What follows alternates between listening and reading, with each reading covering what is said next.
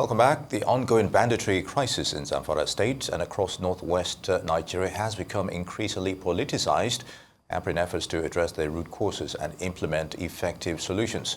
As rival political factions trade blame and use the issue for electoral gain, communities continue to suffer from violence, kidnappings and economic disruption. Last Tuesday, the Zamfara State Governor Dauda Lawal revealed that both President Bola Tinubu and National Security Advisor Nuhuri Badu are aware of the alleged involvement of Minister of State for Defense Bello Matawale in the state's banditry crisis. Governor Lawal stated that he had reported the allegations to the President and the NSA with evidence. Security experts warned that turning banditry to a political game distracts from the urgent need for coordinated action. Dr. Hamza Talba, a political analyst, now joins us to discuss the dangers of politicizing the issue of banditry in Zamfara State and the Northwest. We will also be exploring practical solutions to the issue. Good to have you with us, Doctor. How would you assess efforts towards banditry and acts of terrorism in Northwest Nigeria realistically? And of course, Bello Matawale's name keeps coming up. I'd like your thoughts on that. All right, good afternoon, everybody, and thanks for having me again this afternoon. Actually, the issues of insecurity and banditry, it is something that it has been disturbing the country for years back. But with the coming this administration and Bello Matawale being served or being appointed as the Minister of State, the game changed, right? Because there is a lot of improvement or achievement which he brought to his own zone and the country as large. Okay, yes, you know, a lot of people have alluded to the fact that banditry has been politicized in Nigeria. And one of the most recent was this one coming from former Zamfara State governorship candidate Dr. Sani Abdullahi Shinkafi, alleging that top politicians were behind the banditry, which is so rife in the northwestern part of the country. How would you react to these comments coming from different quarters, saying that the top politicians in Nigeria have a hand in the banditry ravaging the country? All right, well, people saying top politicians having a hand in this banditry, actually that is what we call conflict entrepreneurs, which whereby people are being sponsored, you know, in order to sabotage the effort of the government. And generally, what I would like to say and to call on the attention of His Excellency Dauda Lawan Dari, because he's behind all this. If you can remember vividly, ever since the emergence of Mr. Matawale as the State Minister of Defense, Dauda Lawan, he has been here and there, thinking how can he, what terms can he be tagged to Bello Matawale regarding to see he sabotage his effort despite all he's doing because of the state and the zone and country at large. Nevertheless, you can see Mr. President of recent delegated or directed or give directives to Bello Matawale and some of the service chiefs that they should go to Sokoto, Kebbi, Zamfara, and they should not leave that place until they clear the bandit. And it's very, very something numerous, very something important, and something that somebody can even say a very kudos to Mr. President for this a very drastic decision that he takes at the time when these people needed the help so much. And there is within that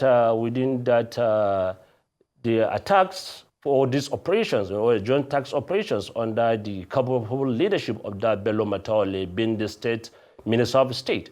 You understand? There is Halilu Subulu, you understand, one of the most notorious kidnappers because his own gang is a mother that gave birth to a notorious gang, Bello Turji, Kachala, you know, Sani Fakai, and a lot of them. And what we would like to us to understand, it is high time that people should stay away from politicalizing the society or politicalizing the security or the lives of people, because it is beyond something that you can do a politics with.